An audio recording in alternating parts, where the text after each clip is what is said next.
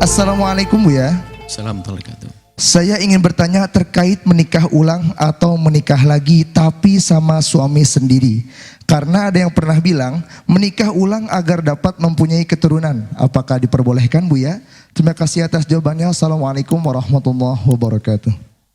Assalamualaikum. Pernikahan sekali. Kalau sudah sah ya sudah.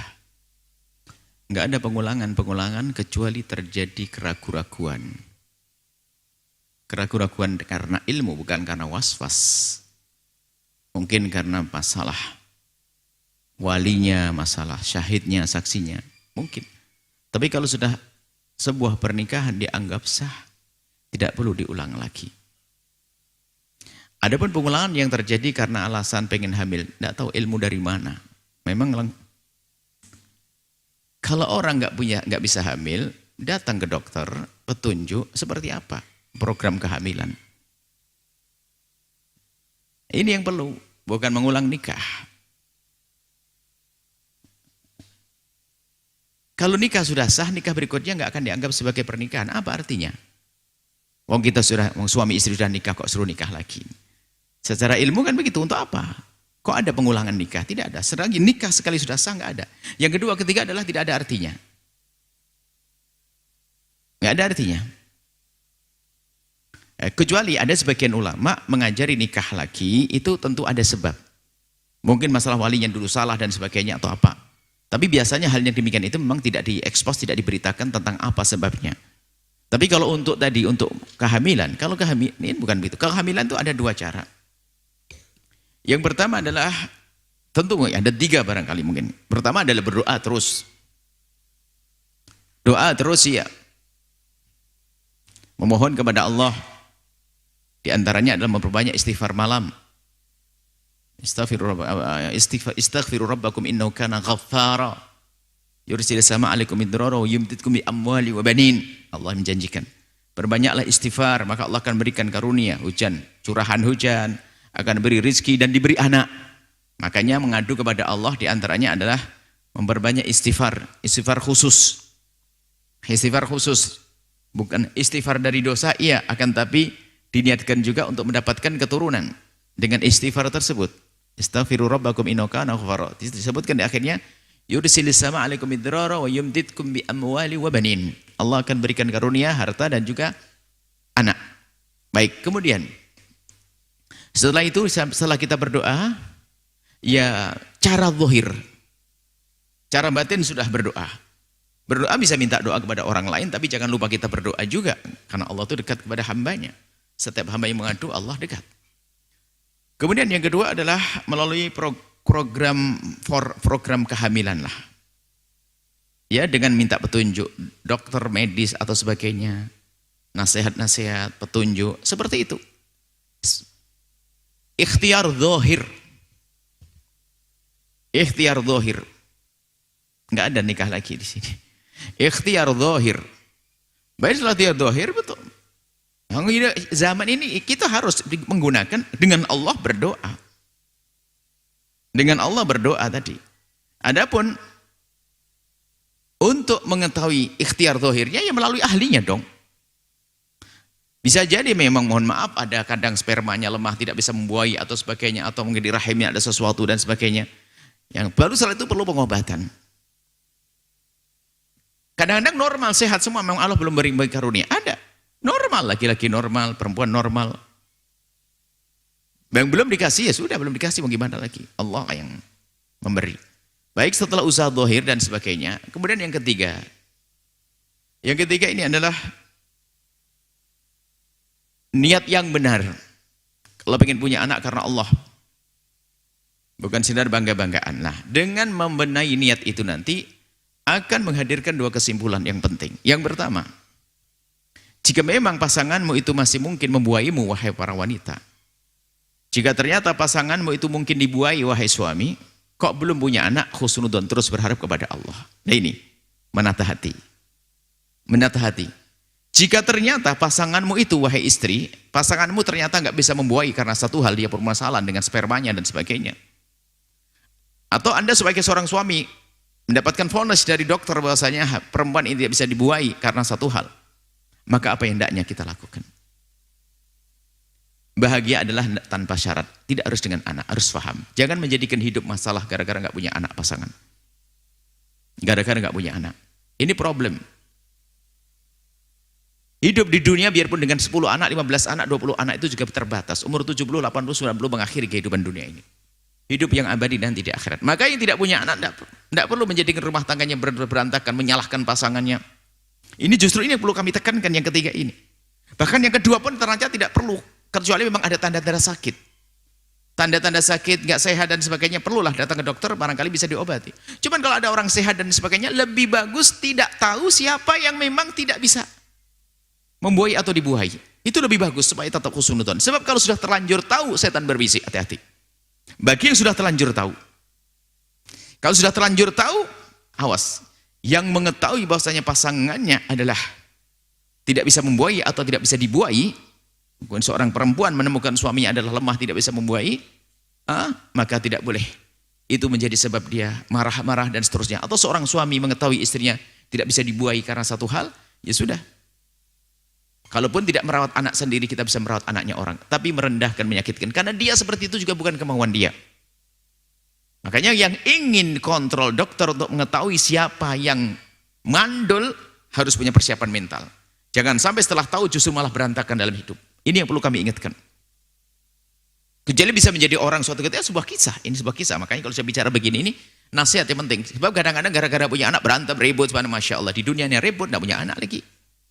Nggak punya anak bahagia, indah. Karena bahagia tanpa anak, tanpa syarat. Sebuah cerita singkat. Seorang perempuan, suami istri tidak hamil. Akhirnya pergi ke dokter. Coba setelah dilihat ke dokter itu tidak bisa langsung diselesaikan hari itu. Diagnosanya tidak bisa ditunjukkan saat itu, katanya esok pagi, esok harinya. Baru esok harinya, sang suami datang sendiri. Istrinya tidak bisa datang karena kesibukan. Setelah suami datang kepada sang dokter, dokter berkata, Pak, rupanya ini yang bermasalah adalah istrimu, ada sesuatu di dalam perutnya dan itu harus ada dibantu, kemudian ginjalnya bermasalah atau apa bagaimana, sehingga menjadi sebab tidak bisa dibuai. Oh begitu. Ya sudah dokter, kalau begitu saya minta tolong, istri saya panggil, nanti Anda yang beritahu. Ya gak apa-apa. Sebelum keluar dia berbisik kepada sang dokter, membisikkan satu kalimat. Sampai dokter yang melihat wajahnya sang suami itu agak bingung. Tapi sang suami tetap meyakinkan harus begitu. Kemudian panggillah istrinya setelah datang. Tiba-tiba dokter sudah bersepakat dengan suami menceritakan bahwasanya di antara kalian ada yang bermasalah. Kata sang istri, apa masalahnya? Sang dokter sesuai dengan petunjuk suami berkata, rupanya tidak bisa hamil itu ada sebabnya. Ada yang bermasalah di dalam dirinya. Kata sang istri, apa dan siapa itu dokter? Dijawab sang dokter bahwasanya suamimu tidak bisa membuai kamu. Rupanya waktu sang dokter ngomong suamimu tidak bisa membuai kamu, itu pesan dari suami agar istrinya tidak sedih kalau sampai tahu ternyata yang tidak bisa dibuai adalah istri. Lebih enak suami, biar saya saja dianggap tidak bisa membuai. Jangan sampai istri saya sakit. Coba. Ini istimewa Pak. Ini gambaran. Jadi kalau mendengar kabar dia punya masalah itu aja gelisah dia. Jadi seorang suami ini mengatakan, biar saya dokter kasih tahu bahasanya yang bermasalah di saya bukan di dia. Sambil nanti kita cari obat. Sambil dibersihkan perutnya dan sebagainya. Betul. Sampai di rumah biasa. Sang istri ya kadang-kadang ngomongnya sedikit kasar dan sebagainya. Suaminya tetap tambah sabar. Hingga pada suatu ketika rupanya ini harus diangkat, kemudian harus ada pencangkokan ginjal dan sebagainya. Ini harus dicangkok ginjalnya agar kembali sempurna. Harus cari ginjal ke orang lain. Akhirnya proses betul. Hari yang sudah ditentukan untuk melaksanakan operasi. Di hari tertentu itu Masya Allah. Istri sudah sering marah-marah, suaminya tidak bisa menghamili dan sebagainya. Pas kebetulan sang istri itu mau operasi di hari itu, kebetulan suaminya minta maaf, ngirim mohon sayang, untuk sekarang ini saya tidak bisa datang ke rumah sakit mendesak. Ini urusan kerjaan, harus pergi keluar kota atau keluar negeri begitu. Tambah gelisah tuh sang istri. tambah, ada karu-karuan ini sudah saya sakit begini, tidak ditemani dan sebagainya. Setelah operasi selesai sang istri, kemudian tidak lama kemudian beberapa hari suaminya datang dan sebagainya. Masya Allah, selesai, alhamdulillah balik lagi rumah tangga, tiba-tiba berapa bulan kemudian istri hamil. Istrinya kaget. Bukankah yang bermasalah adalah kamu, kenapa kok saya bisa hamil? Lalu sang suami dengan senyum memeluk berkata, mohon maaf sayang, aku telah bohong selama ini denganmu. Bohong apa? Banyak bohongku kepadamu. Pertama, sebetulnya yang bermasalah adalah kamu saat itu sayang. Cuman aku tidak tega ngelihat kamu sedih. Yang benar, iya. Terus, kebohongan saya yang kedua adalah ginjal yang kau pakai itu adalah ginjalku. Sebetulnya aku tidak keluar negeri, aku hanya di rumah sakit yang sama, hanya dipindah ginjalku untukmu. Gambarannya seperti itu, hidup itu jangan sampai menyakiti pasangan. Ini kurang lebihnya. Apakah ada kebahagiaan yang lebih dari itu yang bisa dirasakan suami? Suami bahagia pasti dengan seperti itu. Ternyata bisa menghibur hati istrinya. Ternyata bisa menyenangkan istrinya, lihat. Sekarang main tuntut, main rame, main caci, main olok. Gara-gara suami tidak membuai dasar kau gabuk, dasar kau gini. Ini apa semacam itu, lihat. Ternyata kebohongan cantik, indah. Kurang lebih semacam itu, katanya tidak bicara masalah. Karena kalau bicara masalah ini harus lama, karena ada sebagian orang tuh menganggap bahagia itu harus dengan anak. Ini banyak orang sengsara gara-gara anak. Hamba Allah, tahu. Anaknya nggak sholat, anak kurang ngajar, badung, bandel, tak tahu. Waduh, Masya Allah. Sudah membunuh orang tuanya, ada yang bakar orang tuanya, macam-macam. Mana ada bahagia itu? Bahagia itu dari Allah. Maka jika Anda punya anak, berusaha untuk bahagia dengan anak. Jika tidak punya anak, jangan tidak bahagia gara-gara tidak punya anak. Makanya ini yang punya masalah-masalah kehamilan, hadapi dengan tenang, sejuk, ya. Kemudian berusaha. Kalau harus pergi ke dokter, tentu harus dengan keyakinan bahasanya tidak akan saling menyalahkan. Semuanya dari Allah Subhanahu Wa Taala, sehingga keindahan tetap terjaga, terjalin seperti itu insya Allah. Bukan ngulang akad nikah ya. Kalau akad nikah nggak ketahuan di medis nanti, nggak ketahuan di ini buat akad nikah. Kadang-kadang memang kita menemukan hal-hal yang harus. Kita ini umat Islam itu umat beragama, ada iman dengan doa, tapi ada menggunakan akal, teknologi dan sebagainya. Kurang lebihnya begini loh gaya-gaya. Kita sering congkak di dalam beragama. Sebuah pertanian. Ini ada satu orang berusaha untuk menghadirkan satu obat hama yang yang membahayakan itu. Jadi membuat obat hama yang herbal yang bagus yang tidak mengganggu kesehatan nafas. Ini orang berlomba-lomba untuk membuat obat yang hebat. Ini ada satu ustadz ngomong, sudahlah baca ayat kursi 3 kali beres. Ini kita bicara teknologi nih.